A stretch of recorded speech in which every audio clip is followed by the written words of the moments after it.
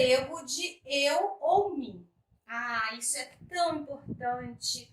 Quando nós estamos tratando de norma padrão, de linguagem culta, de situações comunicativas formais, nós precisamos dar atenção, sim, ao emprego das formas eu e mim. Se eu usar o pronome eu estou usando um pronome reto. Se eu usar o pronome mim, eu estou usando um pronome oblíquo. Então, pelo que nós já estudamos agorinha mesmo, já sabemos. O que eu vou pensar? É sujeito? Se for sujeito, eu vou usar eu. Não é sujeito? Então, eu vou usar mim, Vamos tentar? Passe a bola para eu chutar ou para mim chutar. Aqui eu tenho uma oração. Passe a bola. Sujeito oculto, você, Passe a bola para quem chutar.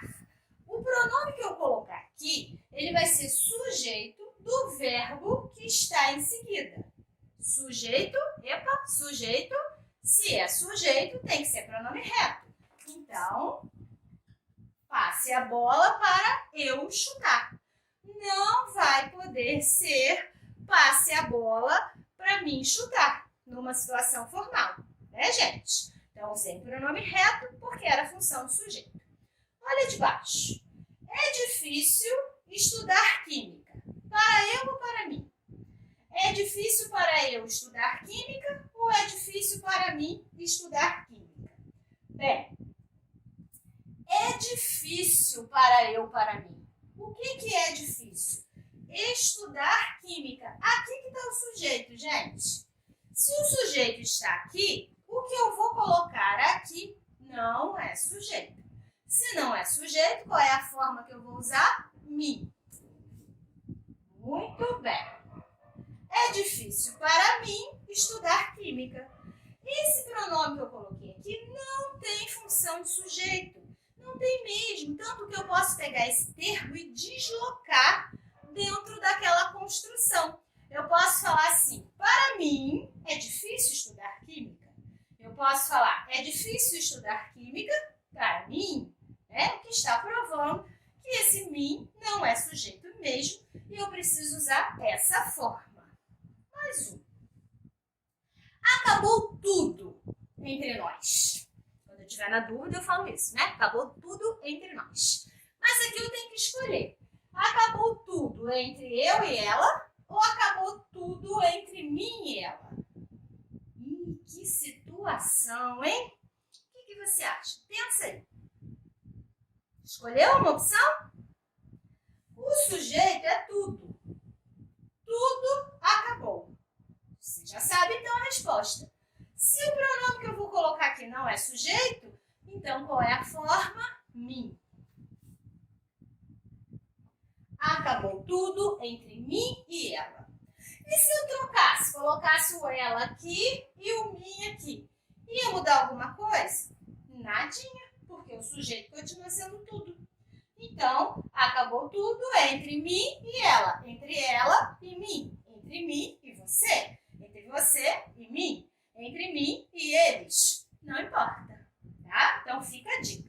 É claro, gente, que nós escutamos muito.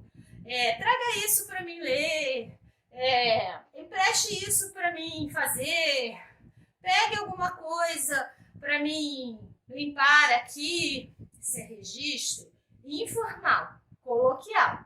É uma variedade linguística que nós já estudamos e conhecemos muito bem. Só que nós precisamos ser poliglotas dentro da nossa própria língua. Se a situação comunicativa é uma situação comunicativa formal, se nós precisamos usar a norma culta, sim, precisamos pensar no emprego adequado de para eu e para mim. Combinado? Vamos agora ao item 4. Vamos conferir qual é? Oblíquo átono como sujeito, exceção. Ai. Cristina, você acabou de falar que pronome reto é sujeito, pronome oblíquo não é sujeito. E agora vai vir uma exceção. calma, gente. É um casinho só um, né? Vamos ter paciência com ele. Vamos dar uma olhadinha aqui. Oblíquo átono como sujeito. Para acalmar o coração de todo mundo, vamos logo para o exemplo. O professor mandou-me sair. Aqui está o oblíquo, ó. Pronome oblíquo. Mas esse pronome me vai ter função de sujeito? Como assim? Primeiro a gente vai pensar que aqui existem duas orações, né? O professor mandou é a primeira oração, o sujeito de mandar é o professor e o professor mandou o quê? Mandou que eu saísse. Ah, agora tá fazendo sentido. Que eu saísse. O eu é o sujeito do saísse. Então, essa forma aqui, gente, é uma oração reduzida. A gente já sabe o que é oração reduzida, né? E vai acontecer sempre com uma oração reduzida de infinitivo. O pronome me, que está aqui, ele vai funcionar como sujeito do verbo sair. Isso é natural, normal, habitual? Não, porque o normal é o pronome reto ter função de sujeito. Contudo, existe um casinho em que o pronome oblíquo vai desempenhar a função de sujeito. Aqui eu vou ter uma oração reduzida. O pronome vai ser sujeito de um verbo no infinitivo. E o verbo da oração anterior não vai ser qualquer um. A gente já vai falar nele. Então, vamos lembrar aqui do verbo mandar. Vamos olhar o exemplo de baixo. Ouviu chegar de madrugada. Primeira oração, ouvi. O sujeito de ouvir é eu, né? Eu ouvi. Eu ouvi o quê? Eu ouvi que ele chegou de madrugada. Só que aqui eu tenho uma forma reduzida. O pronome oblíquo é o pronome o. E esse pronome oblíquo o vai funcionar como sujeito do verbo chegar. O sujeito, sabe por quê? Porque aqui ele representa o ele, ó. Ouvi que ele chegou de madrugada. Então, é um pronome oblíquo com função de sujeito. De novo, eu tenho uma oração reduzida com verbo no infinitivo. Na primeira oração, na oração principal, eu tenho o verbo ouvir. Lembra que eu disse que isso não acontece com qualquer verbo? Pois é. Então, para eu encontrar um oblíquo com função de sujeito, na primeira oração, na oração principal, eu vou achar verbos causativos ou verbos sensitivos. Ah, agora ficou fácil, né? São verbos transitivos diretos que vão pedir uma oração substantiva reduzida, definitivo. E esses verbos sensitivos, gente, muito fácil de pensar, né? Sensitivos, sentidos, são aqueles verbos que têm relação com os órgãos do sentido, com os sentidos do corpo humano, né? Então, aqui a gente tem ouvir, ver, escutar e etc. Então, aqui na primeira oração, a gente pode ter verbos sensitivos. E também pode ter verbos causativos. O que são verbos causativos? São aqueles que causam, que geram uma atitude na oração seguinte.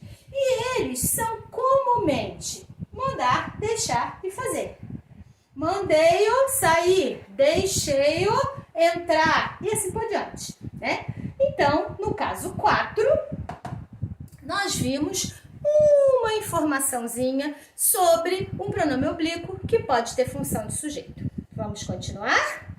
5. Adaptações fonéticas e combinações em oblíquos. O que é isso, gente? Muito fácil. Eu vou olhar uma estrutura que tenha um termo destacado E esse termo destacado eu vou substituir por um pronome oblíquo. Um exemplo. É preciso comprar limões. Está destacado ali limões. Então, eu vou tirar o substantivo limões e vou colocar um pronome oblíquo no lugar. Quando eu escolher o pronome oblíquo, eu tenho que ficar atenta à concordância, né? Masculino, feminino, singular, plural. E eu tenho que ficar atenta à função sintática. É qualquer pronome que eu posso colocar ali, qualquer oblíquo? Claro que não. Se for um objeto direto, eu vou usar os pronomes o e a. Se for um objeto indireto, eu vou usar o pronome lhe, né? Que representa a ele, a ela. É só isso? Infelizmente não. Quando isso acontece, existem algumas combinações, algumas alterações fonéticas.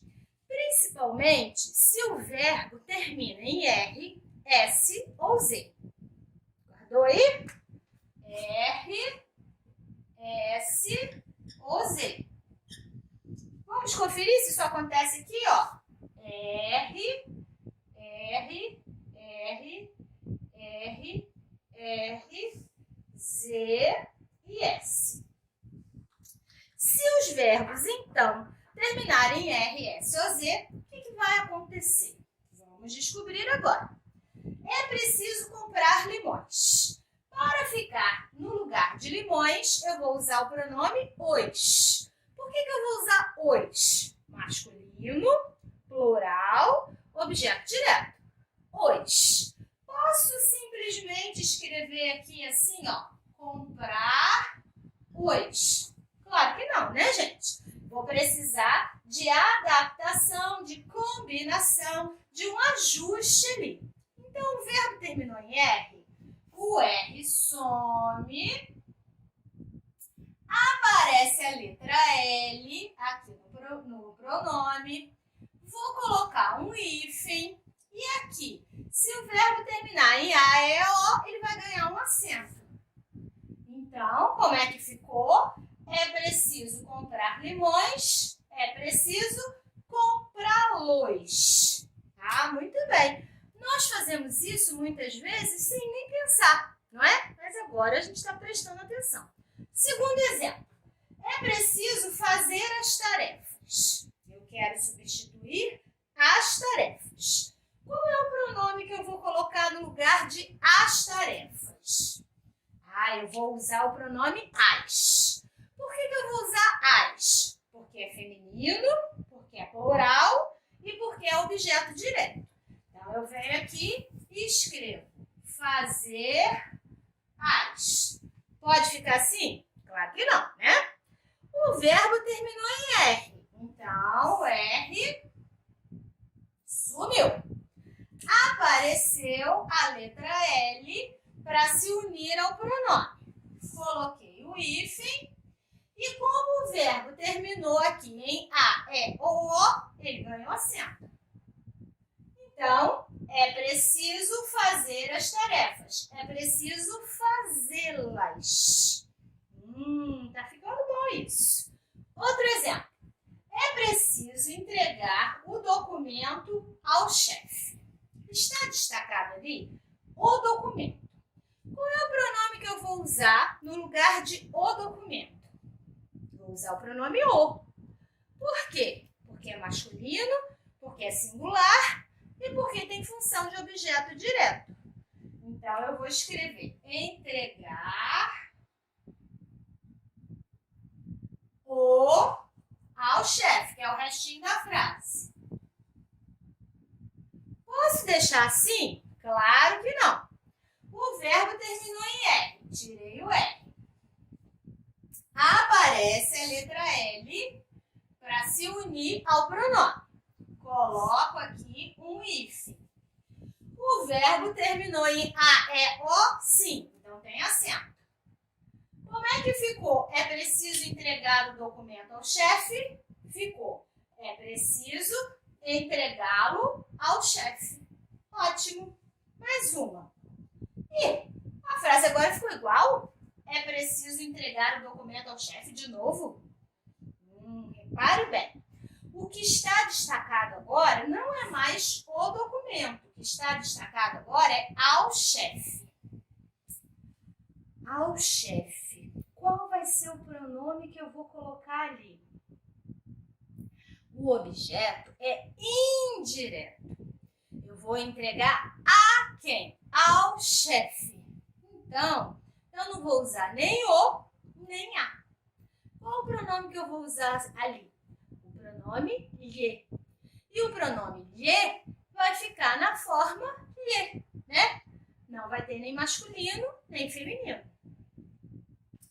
É preciso entregar o documento ao chefe. Então, eu venho aqui e escrevo entregar, coloco o pronome lhe e repito o documento. O documento. Como o pronome que eu usei foi lhe, não vou fazer alteração, só vou colocar o hífen aqui. Como é que ficou a resposta? É preciso entregar-lhe o documento. Ótimo. Mais um. É preciso imprimir os memorandos. Imprimir o quê? Os memorandos. É o que eu vou substituir. É objeto direto, plural, masculino. Então, eu vou usar o pronome os. É preciso imprimir os. Posso deixar assim? Claro que não. Terminou em R, eu tirei o R sumiu, apareceu aqui a letra L para se unir ao pronome os. Vou colocar o hífen. O verbo terminou em A, E, O? Não, então não precisa de acento. Como é que ficou a resposta? É preciso imprimir os memorandos. Imprimi-los. Ótimo. Já sabemos, então, o que acontece quando o verbo termina em R. Vamos ver quando o verbo termina em Z. Como é que fica? Fiz a tarefa. Eu quero substituir a tarefa. Objeto direto, feminino singular. Então, eu vou usar o pronome a. Fiz a. Posso deixar assim? Claro que não, né, gente? O S vai sumir. Vai aparecer o L aqui para se unir ao pronome. Eu vou colocar o hífen. O verbo terminou em A, E, O? Não, então não tem acento. Fiz a tarefa, ficou fila. Ai, ficou estranho? Pode ter ficado estranho, mas está na forma adequada. Se você precisar, pode usar. Mais um. Agora o verbo terminou em S. Fizemos a tarefa. Qual é o pronome que eu vou usar aqui para representar a tarefa? Objeto direto, feminino, singular. Vou usar o pronome a. Então, vai ficar fizemos a. Posso deixar assim, gente? Fizemos a? Lógico que não, né? Então, o S vai sumir. Vai aparecer a letra L. Vou colocar o hífen. E o verbo terminou em O. Mas ele não é tônico, né? O tônico tá aqui, ó. Então, não tem acento. Como é que vai ficar? Fizemos a tarefa. Fizemos-la. Resumindo, se o verbo terminar em R, S ou Z, o R, o S e o Z vão cair. Vai aparecer a letra L, que vai se unir ao pronome O ou ao pronome A. Pronome O e pronome A eu vou usar na função de objeto direto. Se a função for de objeto indireto, eu vou usar o pronome lhe. Combinado? Só que tem mais um casinho. Pera aí. Ainda no item 5, eu posso encontrar verbos que sejam nasalizados. Ou seja, ou aparece um tio, né, que é um sinal de nasalização, o som sai pelo nariz, ou aparece o M, que também é um sinal de nasalização. O que acontece quando o verbo for assim? Vamos olhar. eles dão folhetos na entrada. Eu quero substituir folhetos. Folhetos é um objeto direto, masculino, plural. Qual o pronome que eu vou usar? Os. Então, eu escrevo dão os. Pode ser assim? Não. Eu vou precisar de uma adaptação. Quando eu tiver o verbo nasalizado aqui, vai aparecer a letra N. N de nariz. Lembra que antes aparecia o L? Agora é o N.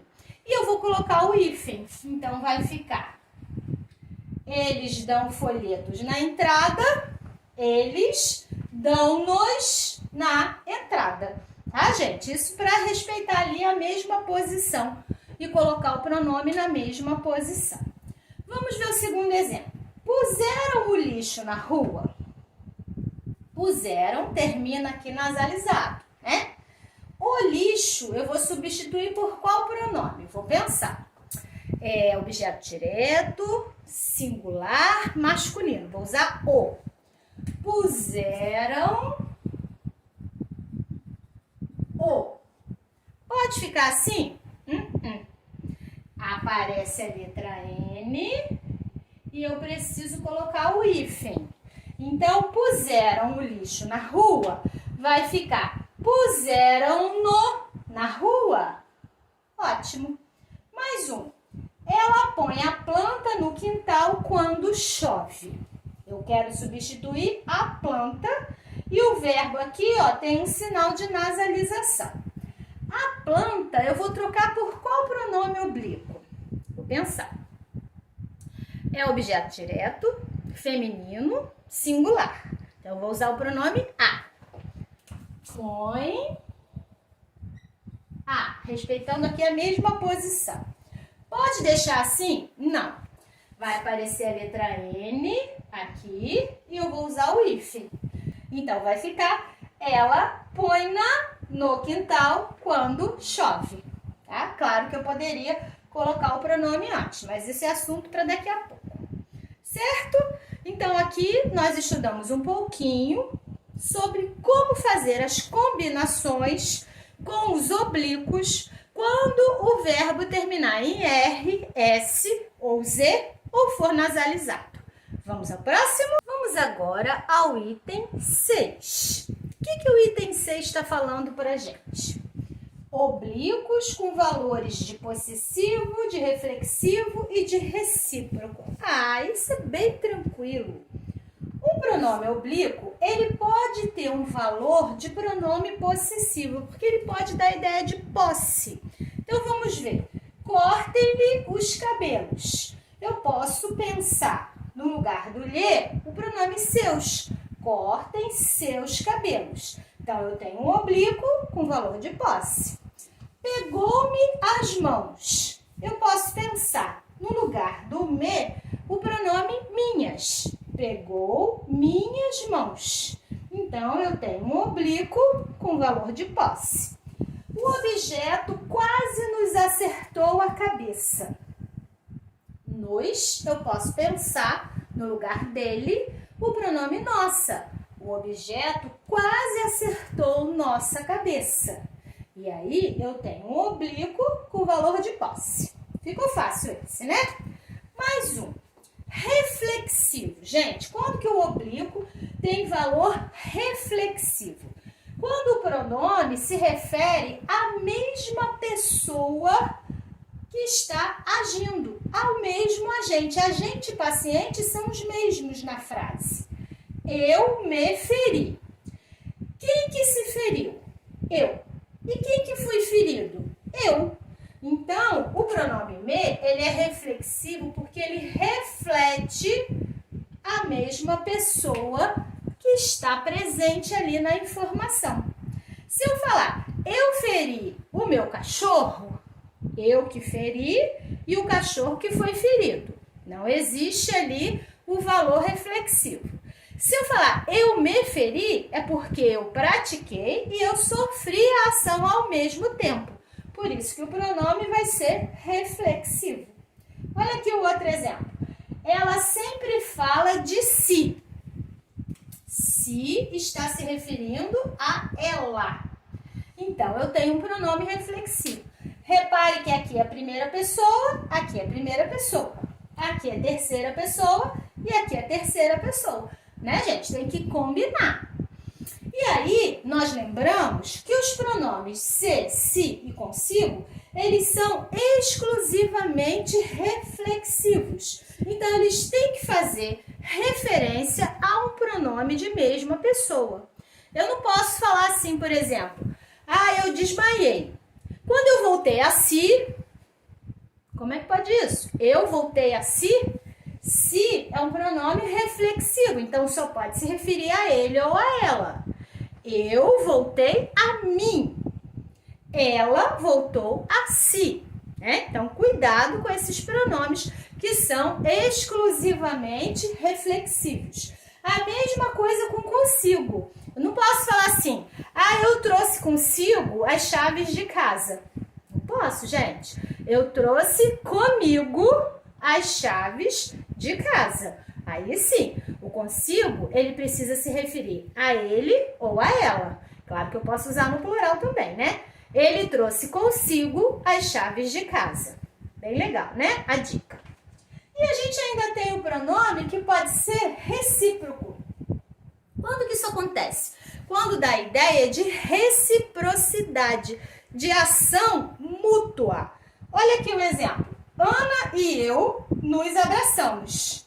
Então, nós abraçamos e fomos abraçados ao mesmo tempo.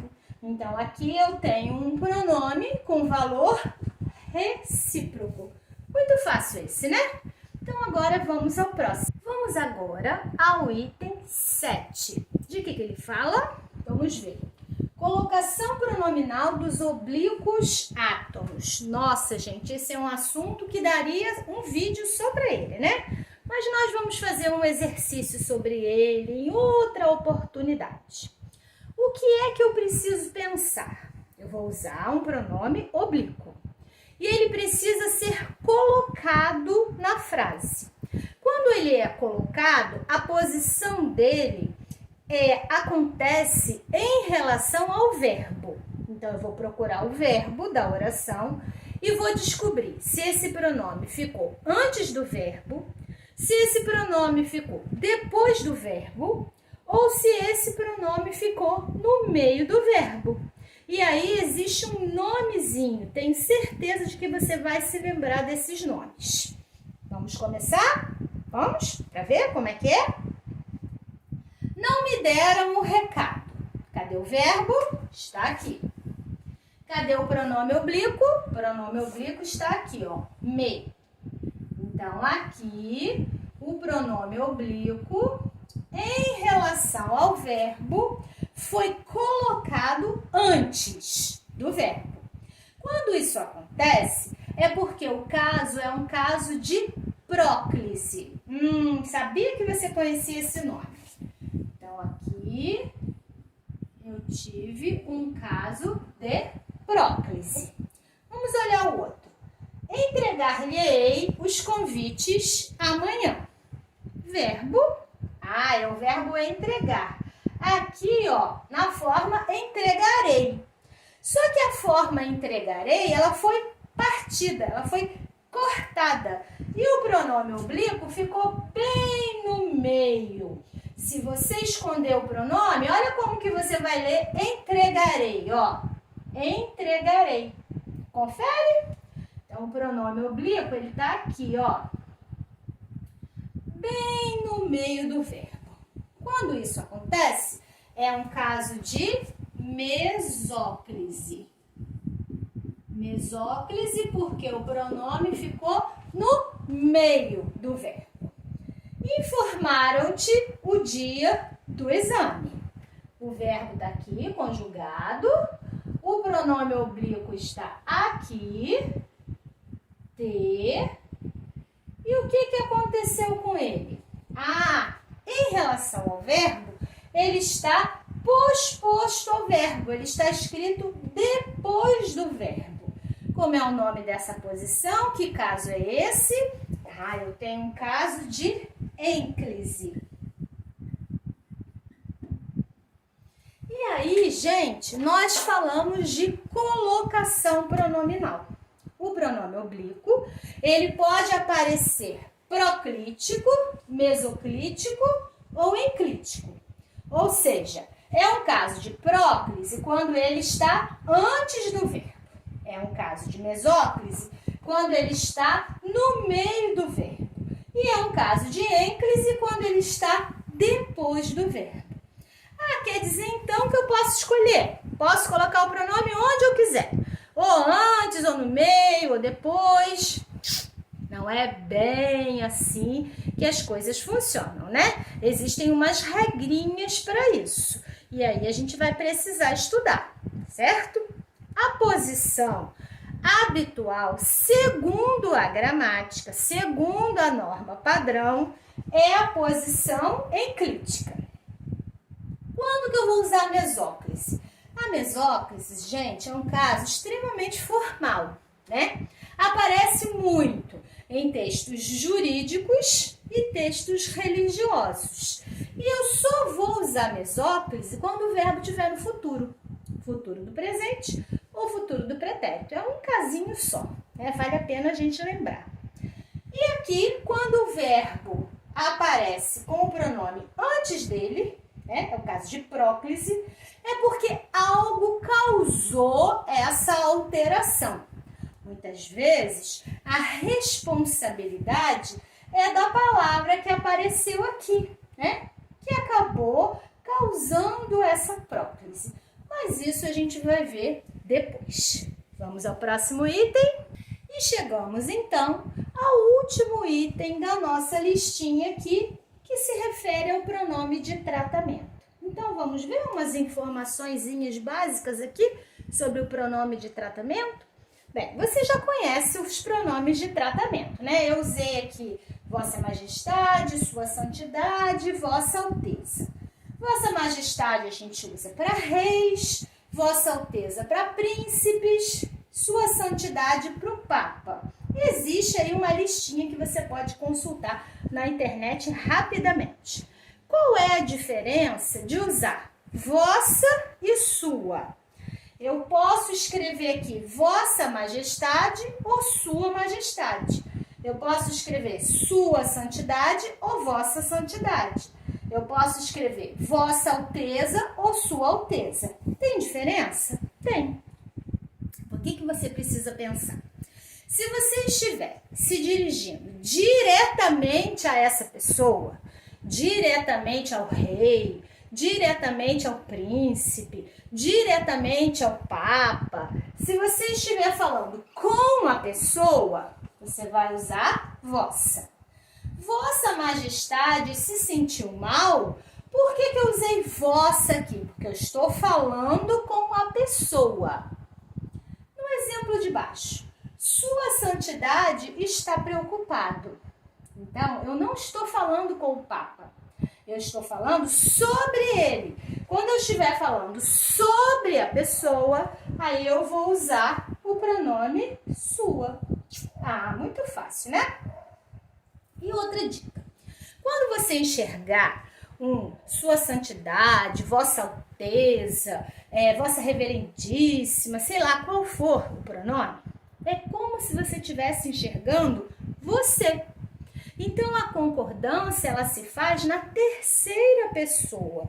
Não se empolgue com o vós e não saia conjugando o verbo saireis, chegareis, voltarás, conseguistes, né? Porque a concordância vai ficar inadequada. Olha esse exemplo aqui. Vossa Alteza, saireis cedo?